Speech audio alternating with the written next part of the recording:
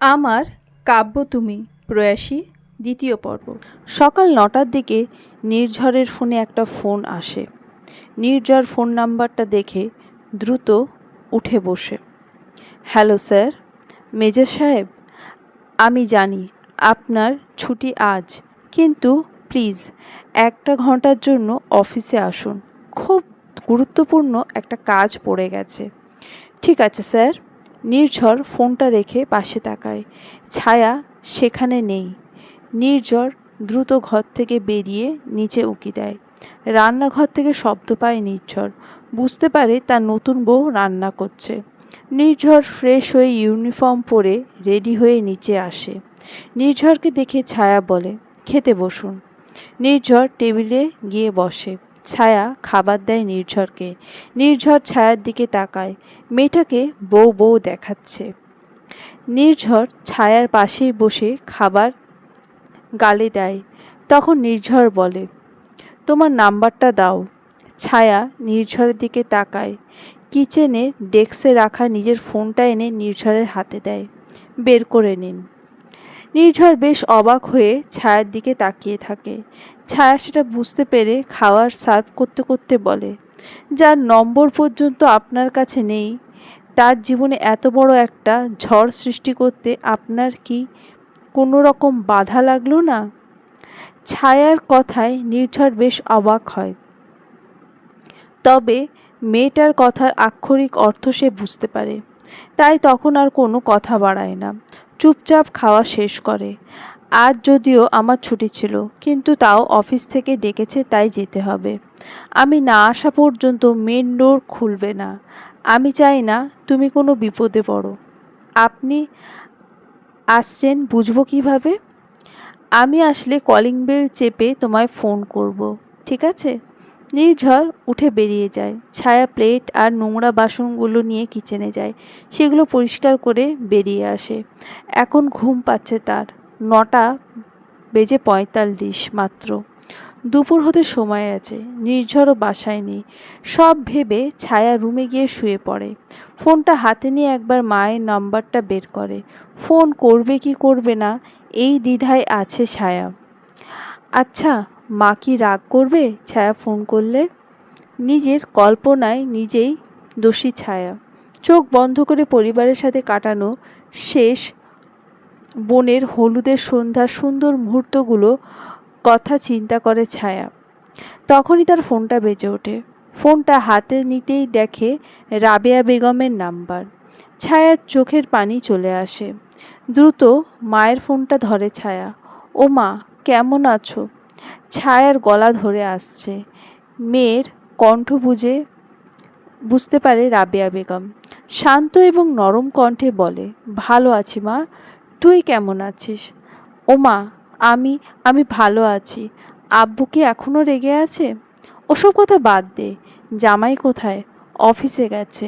ও, ওই জায়গাটা কেমন রে মা? ওনার কটেজ মা, জায়গাটা সুন্দর, 3 তলা কটেজ। ওপরে কি আছে জানি না, তবে নিচে লিভিং রুম, রান্নাঘর, ডাইনিং টেবিল আর একটা বাথরুম আছে। ওপরে 3টা বেডরুম। উনি সবথেকে বড় রুমটায় থাকেন। সব কিছু সাজানো। রাবেয়া বেগম মেয়ের কথায় শান্তি পায়।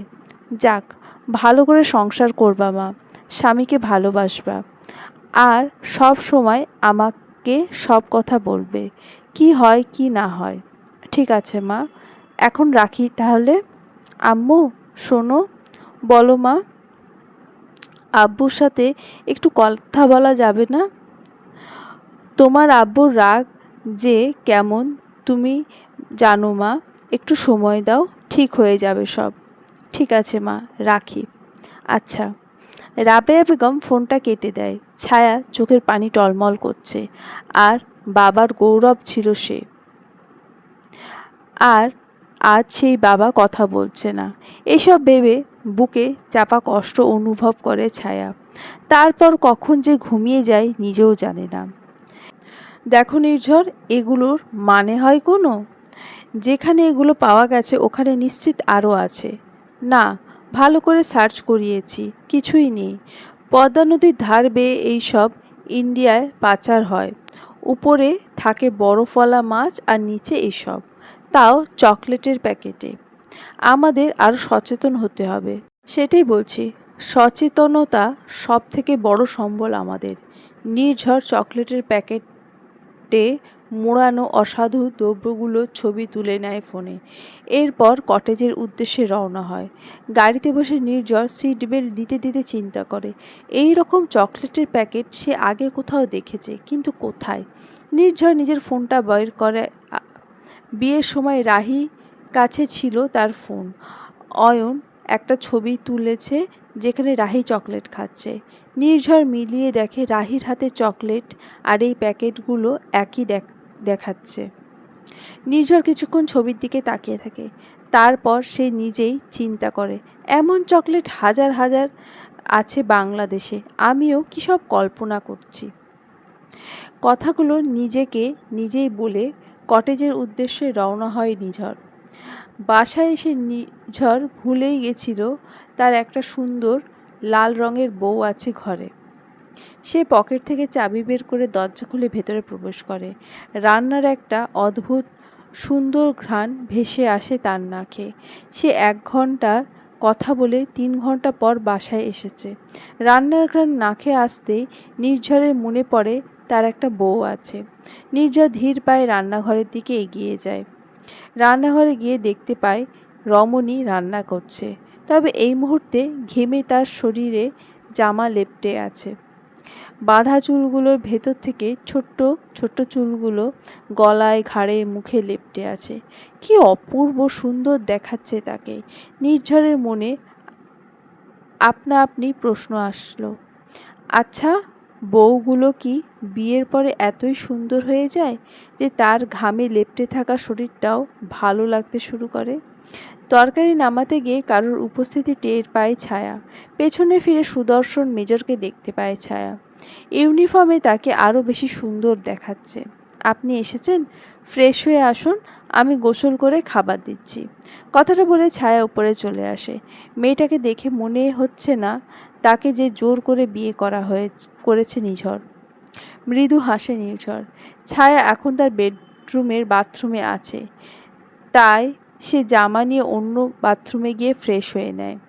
গোসল করে ছায়া নতুন আরেকটা শাড়ি পরে চুলগুলো ভালো করে মুছে নিচে আসে। তবে ছায়ার ছাড়া চুল দিয়ে টুপটুপ করে পানি পড়ছে। ছায়া নির্ঝরের পাশে বসে। নির্ঝর খুবই মিষ্টি একটা ঘ্রাণ অনুভব করে ছায়ার থেকে। এই ঘ্রাণ মাতাল করে দিচ্ছে নির্ঝরকে। এই ঘ্রাণে পাগল হয়ে নির্ঝর মন মাতাল হয়ে যাচ্ছে। এই যে খাবেন না? কথাটা কানে আসতে নির্ঝর চোখ সরিয়ে ফেলে ছায়ার থেকে, কিন্তু পরক্ষণেই চিন্তা করে, এটা তো তারই বউ, তাহলে সে লজ্জা পাবে কেন? অন্য কারোর দিকে তাকায়নি সে। ছায়ার হাতে রান্না খুবই স্বাদের হয়। নির্ঝর ভীষণ খুশি খাবারগুলো টেস্ট করতে পেরে। খাবার খাওয়া শেষ হলে ছায়া টেবিল গুছিয়ে উপরে আসে। নির্ঝর ল্যাপটপে কাজ করছে কোনো। ছায়া তা দেখে ব্যালকনির পর্দা টেনে দেয়। বৃষ্টি বৃষ্টি সকাল থেকে হলেও এখন বেশ রোদ এসেছে বারান্দায়। ছায়া তাই পর্দাটা টেনে বিছানার অপর কোণায় শুয়ে পড়ে। হাতে ফোনটা নিয়ে ফেসবুকে ঢোকে। নির্ঝর ছায়াকে চুপচাপ দেখে নিজেই জিজ্ঞেস করে, তুমি পড়ালেখা করো তো? জি করি। এখন সেটা কন্টিনিউ করবে না? অবশ্যই। আপনি যেভাবে নিয়ে এলেন বই খাতা আনার সুযোগ পেলাম না। আমি আনিয়ে দেব। তুমি তোমার সাবজেক্ট এর নাম বলো। ফিলোসফি। আচ্ছা। নির্ঝর আবার কাজে মন দেয়। ছায়াও ফোন টিপতে থাকে। ছায়া ফোন টিপতে টিপতে কখন যেন ঘুমিয়ে গেছে তা ছায়া নিজেও টের পায়নি। নির্ঝর কাজ শেষ করে খেয়াল করে ছায়া হেলান দিয়েই ঘুমিয়ে গেছে। নির্ঝর ছায়ার ঘুমন্ত মুখের দিকে তাকায়। সদ্য গোসল করে আসায় চুলগুলো ভিজে ছিল তাই। মায়াবতী চুলগুলো ছেড়ে দিয়েছিল, তবে এখন বাতাসে ধীরে ধীরে তা শুকিয়ে গেছে এবং পেছন থেকে ছোট চুলগুলো তার কপালে মুখে গিয়ে পড়ছে। নির্ঝর ছায়ার পিঠের পেছন থেকে বালিশটা সরিয়ে ছায়াকে শুইয়ে দেয়। ছায়ার হাত থেকে ফোনটা নিয়ে সে বন্ধ করতে যাবে, তখনই নির্ঝরের সামনে কিছু দৃশ্য ভেসে ওঠে। ছায়া ফেসবুকটা খোলা আছে। ছায়া সার্চ লিস্টে নির্ঝরের ফেসবুক অ্যাকাউন্ট। নির্ঝর এবার হেসে ফেলে। তার বউ তাকে দেখছে, তাও লুকিয়ে লুকিয়ে। কি একটা অবস্থা বলো। নির্ঝর তারপর ছায়ার ফোনটা বন্ধ করে ছায়ার পাশে রাখে। তারপর নিজের কাজে মগ্ন হয়ে যায়। কিছুক্ষণ পর নির্ঝর কাজ শেষ হয়ে গেলে সেই সময় দিকে খেয়াল করে। একেবারে সন্ধ্যার আগের মুহূর্ত এটা। নির্ঝর ব্যালকনির পর্দা সরিয়ে গ্লাস ডোর খুলে সেখানে যায়। মৃদু বাতাস তার ভালোই লাগছে। হঠাৎ করে কিছু মনে হলো নির্ঝরের। সন্ধ্যায় কিছু খাবার তৈরি করলে কেমন হয়। নির্ঝর মেজর মানুষ, শরীরের দিকে তার খুব খেয়াল। যতটা পারে ততটা জিনিস বাসায় তৈরি করা শিখেছে সে। তবে আহামরি রান্না সে পারে না। বেঁচে থাকতে হলে যতটুকু খাওয়ার প্রয়োজন ততটুকু পারে নির্ঝর। ফোন বের করে কাউকে ফোন করে নির্ঝর কিছু জিনিস আনতে বলে রুমে এসে। ছায়া এখনো ঘুম। সারাদিন ঘুমায় মেয়েটা, এত ঘুম কোথায় পায়। নির্ঝর খেয়াল করে দেখে তার মায়াবতী চুলগুলো উড়ে উড়ে মুখে পড়ছে। নির্ঝর আলতো করে চুলগুলো সরিয়ে দেয়। মনটা ভীষণ চাইছে ওই চুল সরানো খোলা কপালে একটা চুমু দিতে, কিন্তু এই সময় বড্ড বিমানান ইচ্ছা এটা নির্ঝরের ছায়ার পাশে বসে ছায়ার মুখের দিকে তাকিয়ে থাকে। কেন যেন এত মায়া বুঝতে পারছে না। এমন তো আগে কখনো হয়নি। ভালোবেসে কি এমন হয়? অদ্ভুত, এটা কি ভালোবাসা নাকি মায়া? নিজেই এসব কথা ভাবছে নির্ঝর। পুরুষ যখন কোনো নারীকে পছন্দ করে ফেলে তখন তার সব রকম রূপই মায়াবতী হয়ে যায়।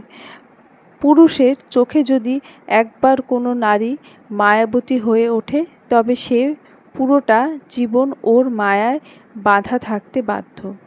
হয়তো এই জন্যই এখনও অনেকেই সংসার করছে। নির্ঝরের ভাবনার মাঝে হঠাৎ কলিং বেল বেজে ওঠে। নির্ঝর নিচে চলে যায়। তবে কলিং বেলের শব্দে ছায়ার ঘুম ভেঙে যায়। বাইরের দিকে তাকিয়ে দেখতে পায় অনেকটা সময় হয়ে গেছে। ছায়া উঠে যায়। শাড়ি ঠিক করে বাথরুমে গিয়ে ফ্রেশ হয়ে নেয়। ফ্রেশ হয়ে বেরিয়ে নির্ঝরকে রুমে না পেয়ে নিচে চলে যায়। নির্ঝর রান্নাঘরে কিছু করছে। ছায়া রান্নাঘরে গিয়ে দাঁড়ায়। কি ব্যাপার? নির্ঝর পেছন ফিরে ছায়াকে দেখে বলে, কিছু না। কখন উঠলে? এই তো কিছুক্ষণ আগে। ভালো, বসো, আমি কিছু রান্না করছি, একসাথে খাওয়া যাবে। ঠিক আছে। ছায়া লিভিং রুমে বসে টিভিটা অন করে। প্রায় 40 মিনিট পর নির্ঝর চা এবং কিছু নাস্তা নিয়ে আসে সেখানে। ছায়াকে টিভি দেখতে দেখে নির্ঝর সেদিকে তাকায়। কি অদ্ভুত, এই টিভিটা 1 বছর নির্ঝর কিনেছে, কিন্তু এই 1 বছরে মাত্র 5 থেকে 6 বার টিভিটা অন করেছে নির্ঝর। তবে এবার টিভি দেখার জন্য যে একটা লাল টুকটুকে বউ আছে, ভাবতেই শীতল হাওয়া বয়ে যায় ভেতরে। নির্ঝর চা আর নাস্তাগুলো ছায়ার সামনে রাখে। ছায়া টিভিতে ডোরেমন দেখছে। বিষয়টা দেখে নির্ঝরের বেশ ভালো লাগলো। মেয়েটা বোধহয় এখনও তার ছোটবেলায় পড়ে আছে। দেখুন, আমি সারা জীবন চাইতাম একটা ডোরেমন আমার হোক। মুখে বলা সব স্বপ্নগুলো পূরণ করে দেয়। নির্ঝর ছায়াকে চা দেয়। ছায়া এবং নির্ঝর দুজনেই তাদের সময়টা বেশ ভালোই করে কাটায়। রাতে ছায়া রান্না করা খাবার গরম করে সার্ভ করে। দুজনে খেয়ে যে যার দিকে শুয়ে পড়ে। ছায়া ঘুমিয়ে গেছে অনেকক্ষণ। তবে নির্ঝরের চোখে ঘুম নেই। ছেলেটা বারবার সদ্য বিবাহিত বউয়ের দিকে তাকাচ্ছে। মায়াবতীকে একটু বুকে নিয়ে ঘুমোতে মন চাইছে। নির্ঝর ছায়ার হাত ধরে টান দিয়ে নিজের বুকের মাঝে নিয়ে আসে। গভীর রাত, সাথে বৃষ্টি হচ্ছে। ঠান্ডার মাঝে গরম শরীরে স্পর্শ পেয়ে ছায়াও নির্ঝরকে জড়িয়ে ধরে। ছায়ার জড়িয়ে ধরাটা নির্ঝরের কাজটাকে উস্কে দেয়। নির্ঝর আরেকটু সাহস পেয়ে মায়াবতীর ঠোঁটে নিজের ঠোঁট স্পর্শ দেয়। ছায়াকে নড়াচড়া করতে দেখে নির্ঝর পরপর 4-5টা চুমু খায়, কিন্তু পরক্ষণে মনে পড়ে এভাবে লুকিয়ে লুকিয়ে ভালো না বেসে সামনাসামনি মেয়েটাকে কিছু সময় দিলে সে নিজেই কাছে আসবে। নির্ঝর চোখ বন্ধ করে নেয় আর কিছুক্ষণের মধ্যেই ঘুমিয়ে যায়। চৌধুরী বাড়িতে নোহা আর অয়ন হানিমুনে গেছে। নতুন নতুন বউকে নিয়ে ঘুরতে যাওয়া উচিত মিসেস চৌধুরী তাই ছেলে এবং বউকে কক্সবাজারের টিকিট উপহার করে। আর একটা সুন্দর রিসর্ট বুক করে দিয়েছে আদনান আর তিন্নি। তিন্নির মেয়েকে ঘুম পাড়িয়ে আদনানের কাছে আসে। আদনান সোফায় বসে কি যেন করছে। তিন্নি আদনানের পাশে এসে বসতে আদনান ল্যাপটপটা অফ করে দেয়। কি হলো আমার মহারাজ, কি দেখছিল যে আমি আসতে বন্ধ করে দিতে হলো? সবসময় এসব কেন ভাবো তিন্নি? এক সন্তানের মা বাবা আমরা, ভুলে যাও সেটা? আমার কাজ শেষ তাই বন্ধ করে দিলাম। তিন্নি আদনানের ঘাড়ে মাথা রেখে বলে, ভাইদের বিয়ে প্যারায় তোমার সাথে ভালো করে কথা বলতেও পারিনি এই কয়েকদিন আমি। আদনান তিন্নির হাতটা নিজের হাত থেকে সরিয়ে বলে, এখন আর নয় তিন্নি, আমি খুব ক্লান্ত। জানোই তো আমার আজ প্রায় 200-র মতো পেশেন্ট ছিল সিরিয়ালে। তিন্নির মনটা খারাপ হয়ে যায়, তবে আদনানের বিষয়টাও সে বোঝে, তাই আর কথা বাড়ায় না। তাহলে চলো ঘুমোতে যাই। তুমি যাও, আমি ফ্রেশ হয়ে আসছি। তিন্নি শুয়ে পড়ে। মেয়েকে বুকে নিয়ে তিন্নি ঘুমিয়ে যায়। তিন্নির ঘুমানোর পর আদনান তিন্নির পাশে শুয়ে পড়ে, অন্যদিকে পিঠ করে সেও ঘুমিয়ে যায়। ভোরবেলা রাহি হঠাৎ করে ঘুম ভেঙে উঠে যায়। তিন্নি রাহিকে ঘুমের মাঝে কোলের মধ্যে নিয়ে আসে। কিছুক্ষণ পর রাহি ঘুমিয়ে গেলে তিন্নি পাশে ফিরে দেখে আদনান নেই বিছানায়। তিন্নি বেশ অবাক হয়, এত সকালে সে কোথায় গেল? তিন্নি রাহিকে দেখে উঠে ওয়াশরুম থেকে চেক করে, কিন্তু আদনান নেই। তিন্নি এবার নিচে আসে, নেই, আদনান নেই। তিন্নি গিয়ে আদনানকে কল করে, কিন্তু সে ফোন ধরছে না। তিন্নি হতাশ হয়ে রুমে চলে যায়। বড্ড অদ্ভুত আচরণ করছো আদনান তুমি, আগের মতো আর নেই তুমি। ধুর, সব সময় বেশি ভাবি, হয়তো কাজের অনেক প্রেশার, কিন্তু আমায় বলবে না? তিন্নি নিজে থেকেই এসব ভাবতে ভাবতে উপরে গিয়ে মেয়ের সাথে ঘুমিয়ে যায়। নিজের প্রাইভেট মেডিকেলের কেবিনে বসে আছে আদনান। আমার সব প্ল্যানে নির্ঝর পানি ফেলে দিল। মানে বিষয়টা অদ্ভুত তাই না? নির্ঝর আমার শালাবাবু, ওই মেয়েটা আমারই হবে। দেখিয়েন, আমি আপনাকে এত সহজে জিততে দেব না। আদনানের ফর্সা গাল রাগে লাল হয়ে যায়। যে কেউ দেখেই বুঝতে পারবে সে অসম্ভব বিরক্ত। সকালে নির্ঝরের আগে ছায়ার ঘুমটা ভেঙে যায়। ঘুম ভেঙে নিজেকে নির্ঝরের বুকের উপর দেখে কিছুটা ভড়কে যায় ছায়া। নোহা এতদিন বলতো ছায়ার শোয়া ভালো না, তবে নোহা একেবারে ঠিক কথা বলতো। ছায়া শোয়া মোটেই ভালো না। ছায়ার ধীর গতিতে নিজেকে নির্ঝরের শক্ত হাতের মাঝখান থেকে ছাড়িয়ে নেয়। তারপর নির্ঝরের বুক থেকে নিজের মাথাটা সরায়, উঠে সোজা ওয়াশরুমে চলে যায়। ছায়া চলে যাওয়ার সঙ্গে সঙ্গে নির্ঝর চোখ খুলে তাকায়। মেয়েটা সত্যিই পাগল। আসলে নির্ঝর জেগেই ছিল, তাকে অফিস যেতে হবে, কিন্তু জাগার পর ছায়ার ঘুমন্ত মুখটা দেখে নিজের বুকে দেখে ইচ্ছা করে আরও দেখতে, তাই জন্য এতক্ষণ শুয়েছিল। নির্ঝর উঠে এসে ওয়াশরুমে চলে যায়। ছায়া বেরিয়ে দেখে নির্ঝর রুমে নেই, তাই সে চটজলদি নিচে চলে যায় নাস্তা বানাতে। দ্রুত নাস্তা বানিয়ে টেবিলে রাখতেই দেখে নির্ঝর ফর্মাল কাপড় পরে নিচে নামছে। ছায়া তা দেখে জিজ্ঞেস করে, অফিস নেই? আছে, অফিসেই যাব। তা ইউনিফর্ম পরবেন না? না, কাজ আছে আজকে, ফিরতে দেরি হবে, খেয়ে ঘুমিয়ে যেও। ছায়া নির্ঝরকে খাবার দেয়। নির্ঝর খাবার খেয়ে বেরিয়ে যায়। ছায়া কেন জানি না একটা অদৃশ্য শক্তি অনুভব করছিল। মনের অজান্তেই মন চাইছিল লোকটাকে একবার ফিরে তার কপালে চুমু দিয়ে যাক। নিজের চিন্তা নিজেই বাধা দেয় ছায়া। কিছুক্ষণ পর খাবার প্লেট গুছিয়ে উপরে চলে আসে।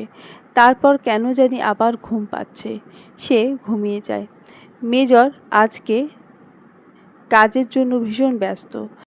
একটা ছিল ডিউটি। সেই ড্রাগগুলোর ইনফরমেশন দ্রুত কালেক্ট করে নির্ঝর। ড্রাগগুলো ঢাকা থেকে আসছিল।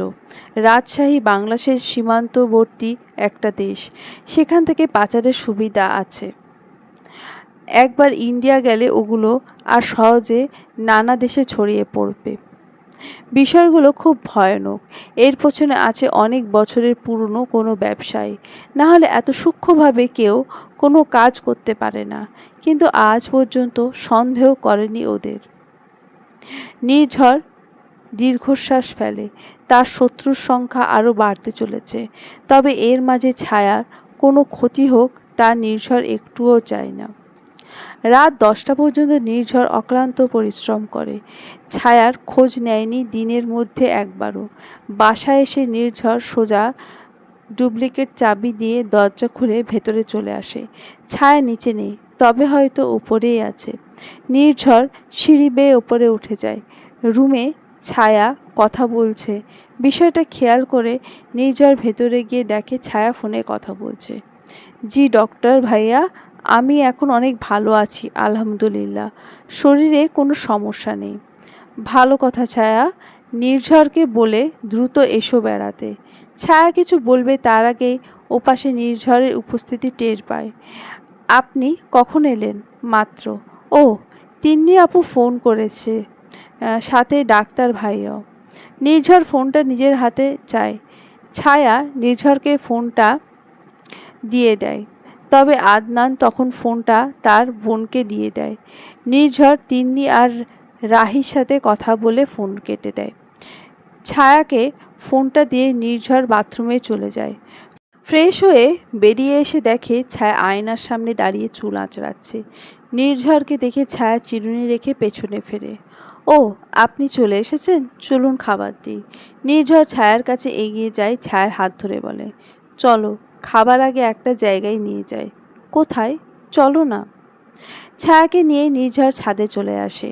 সেখানে একটা দোলনা আছে, পাশে কিছু গাছ। কি সুন্দর জায়গাটা, আগে আসেনি। সারাদিন ঘুমোনো ছাড়া তোমার কাজ দেখি না আমি। ছায়া নির্ঝরের দিকে তাকায়। নির্ঝর হাসে। মেজরকে হাসতে এত সুন্দর কেন দেখায় তা ছায়া আজও জানা নেই। নির্ঝর ছায়াকে নিয়ে দোলনায় বসে। মৃদু ঠান্ডা বাতাসে ছায়ার চুলগুলো উঠছে। বেশ ভালোই লাগছে। নির্ঝর সামনে গিয়ে তাকিয়ে থেকে ছায়াকে জিজ্ঞেস করে, আদনানের সঙ্গে তোমার সম্পর্ক কিভাবে? সম্পর্ক? কিসের সম্পর্ক?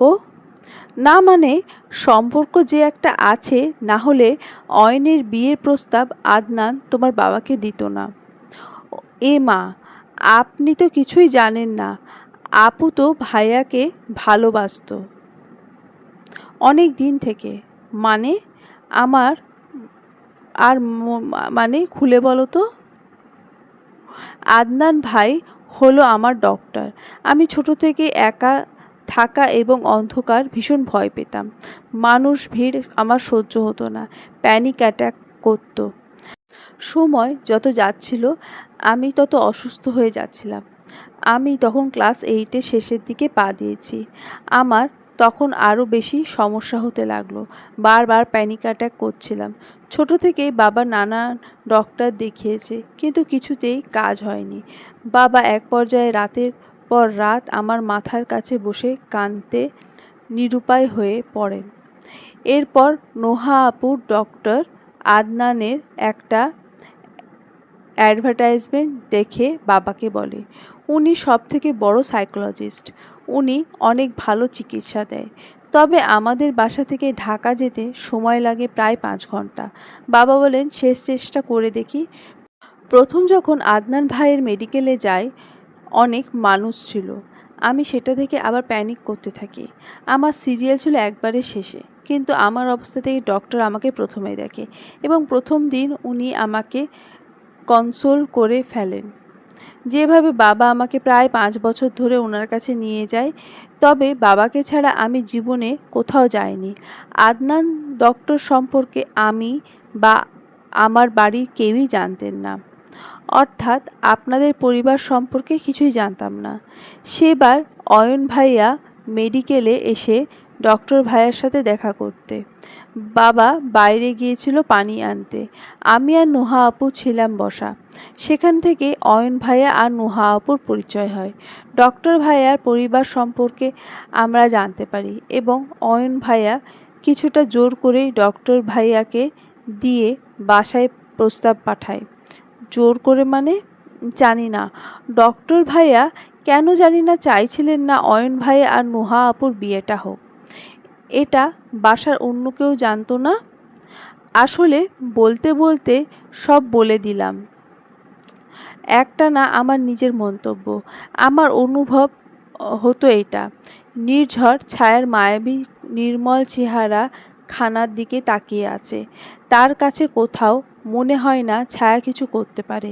ভীষণ বিশ্বাস করতে মন চায় ছায়াকে।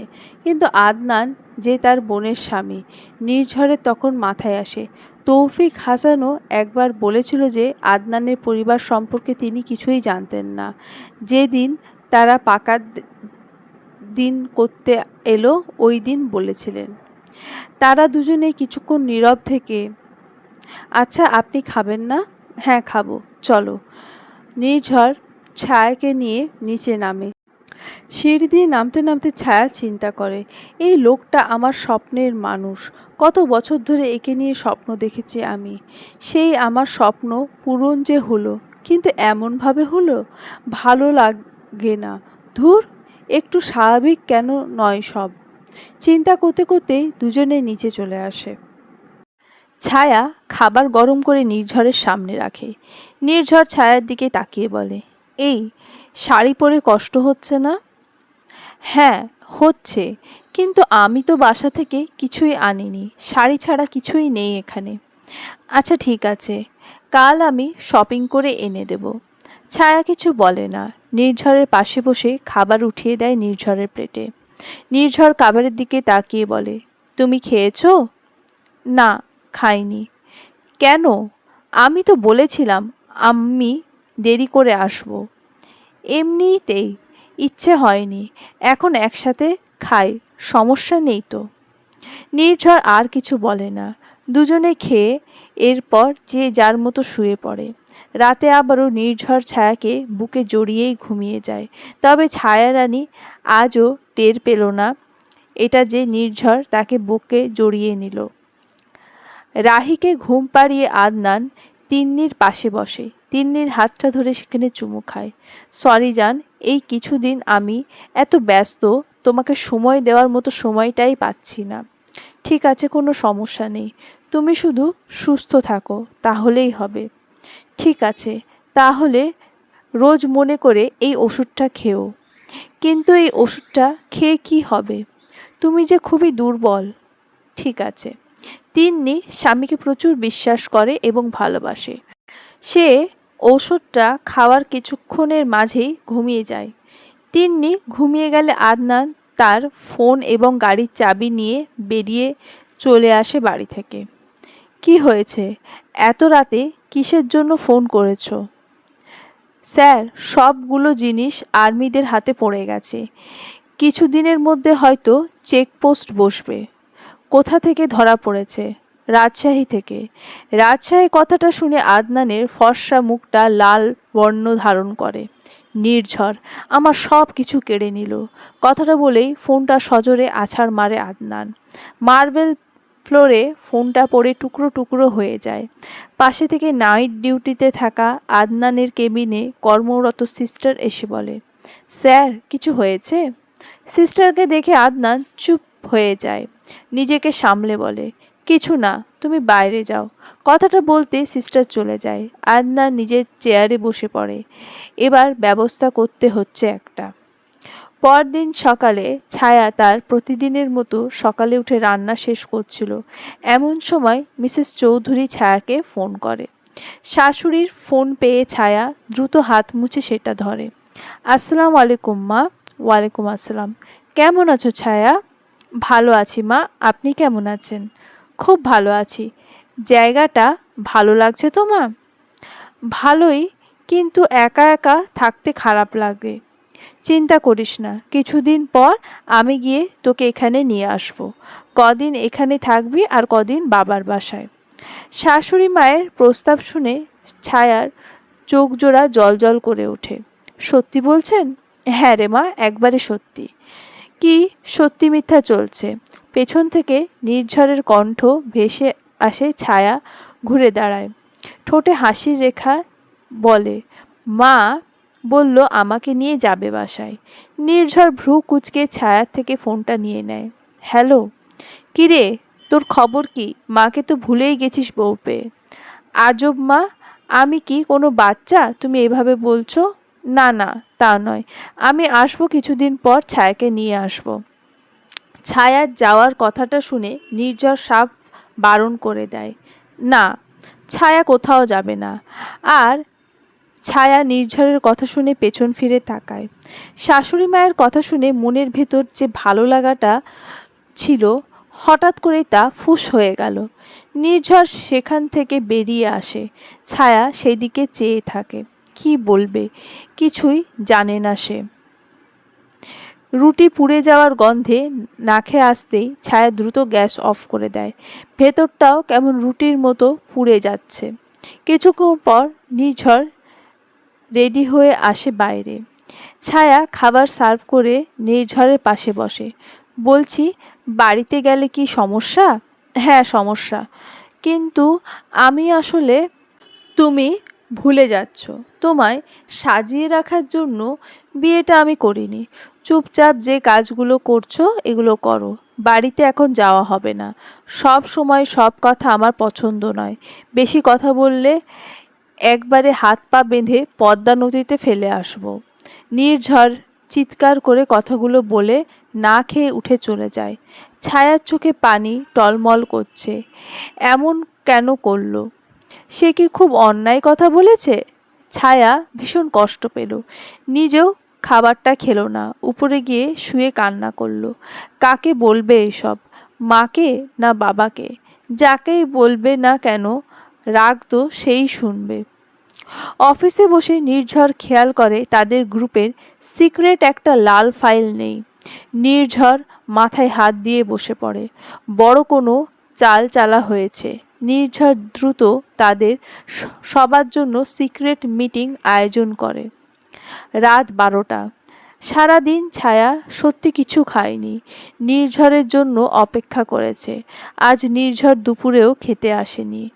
এত রাত হয়ে গেছে, আসছে না। সব মান সম্মান সাইডে রেখে ছায়া দুবার ফোন করেছে নির্ঝরকে। নির্ঝর ফোন ধরেনি। ছায়া মায়ের সাথে কথা বলেছে, তবে নির্ঝর যে তার সাথে এমন করেছে তা বলেনি।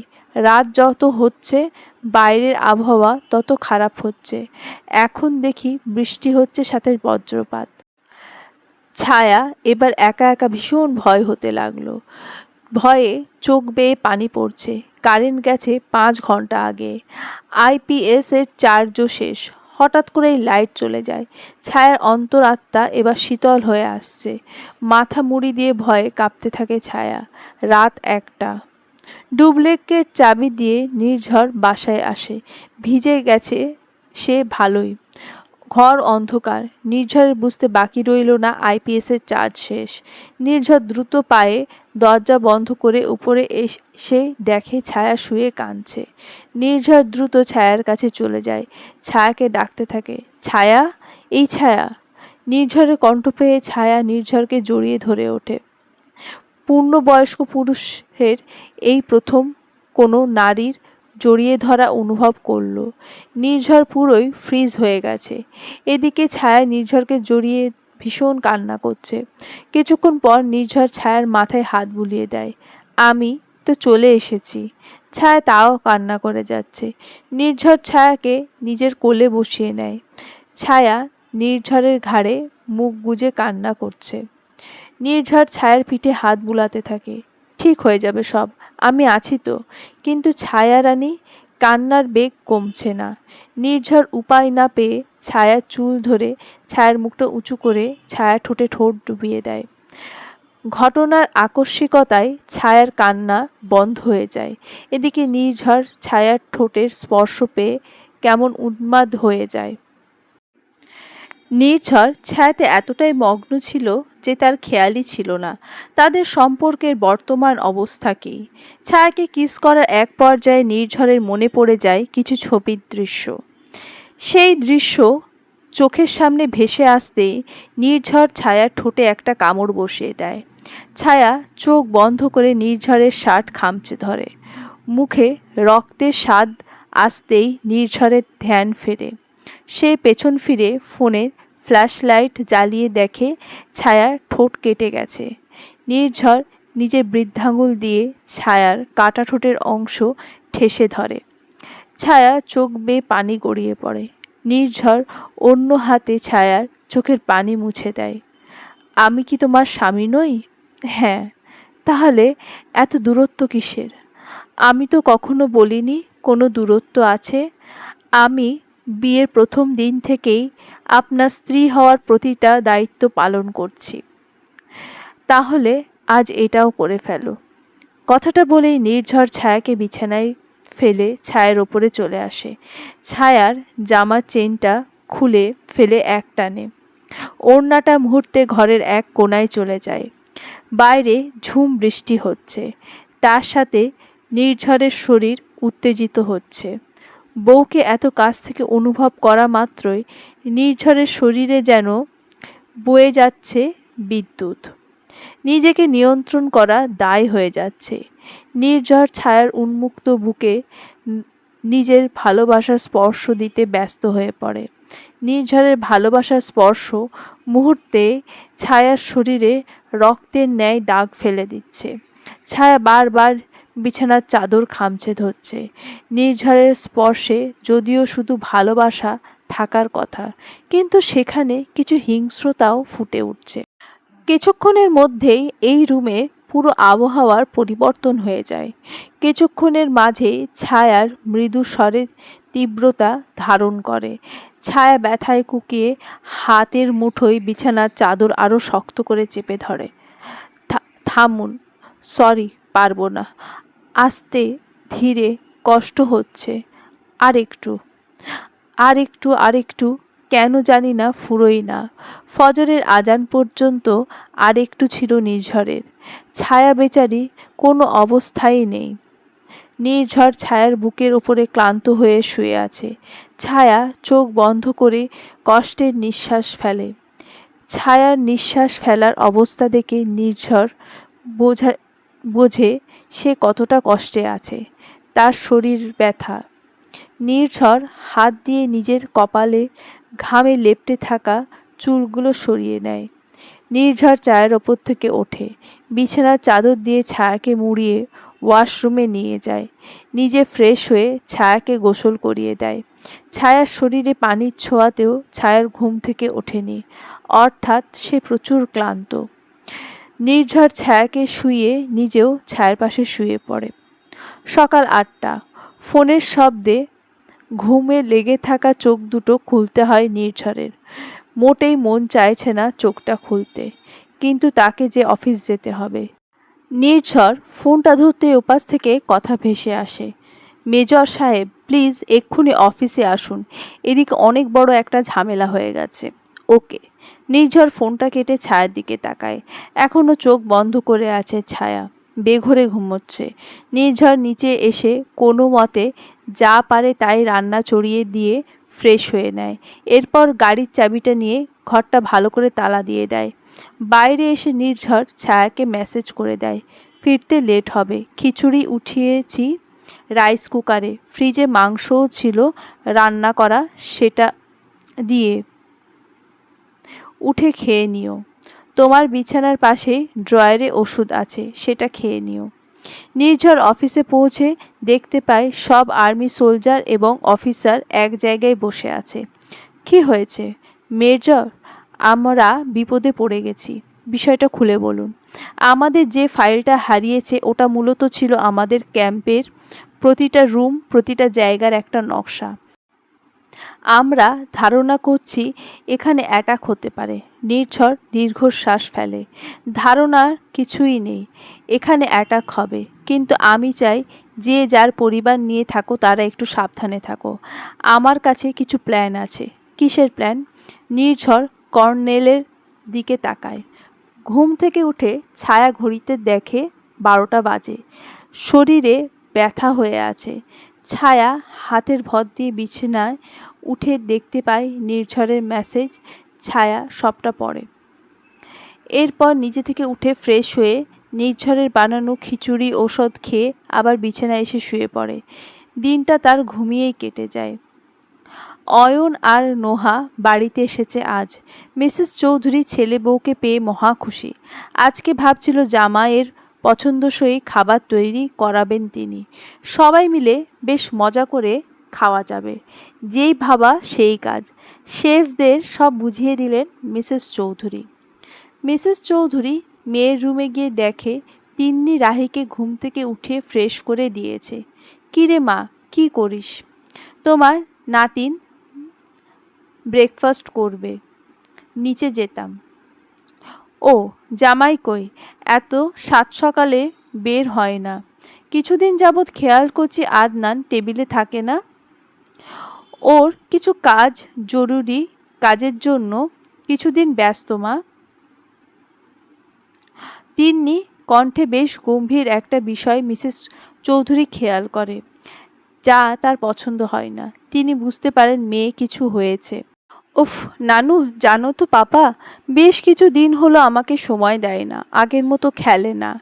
রাহির কথা শুনে মিসেস চৌধুরী মেয়ের দিকে তাকায়। মা, কতবার বলছি পাপা ব্যস্ত, রাতে সব সময় তোমাকে জড়িয়েই ঘুমায়। আমি অনুভব করতে পারি না মাম্মাম। মিসেস চৌধুরী রাহিকে কোলে তুলে নেয়। আমার সোনা, এত চিন্তা করতে নেই। চলো ব্রেকফাস্ট করি আজ নানুর সাথে। তিন্নি খাওয়া শেষে রাহিকে ড্রাইভারের সাথে পাঠিয়ে দিবি স্কুলে। তোর সাথে আমার কথা আছে। ঠিক আছে মা। অন্যদিন হলে নির্ঝর আসতে ভীষণ লেট করে, কিন্তু আজ সন্ধ্যায় সময় বাসায় চলে এসেছে, সাথে অনেকগুলো আইসক্রিম এবং চকলেট। মেজর সাহেব কত কেয়ার করে বউয়ের।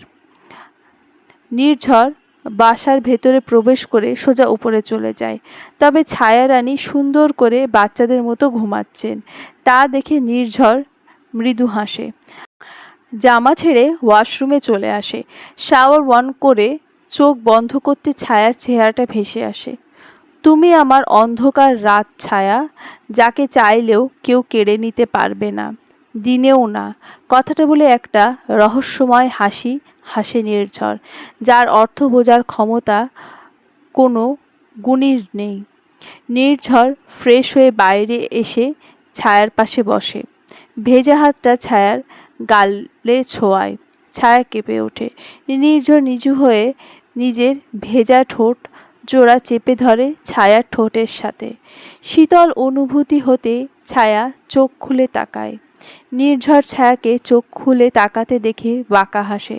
ছায়াকে সরতে নড়তে না দিয়ে নিজের সাথে চেপে ধরে। ছায়া হাত দুটো নির্ঝরের বুকে ঠেকায়। চলবে।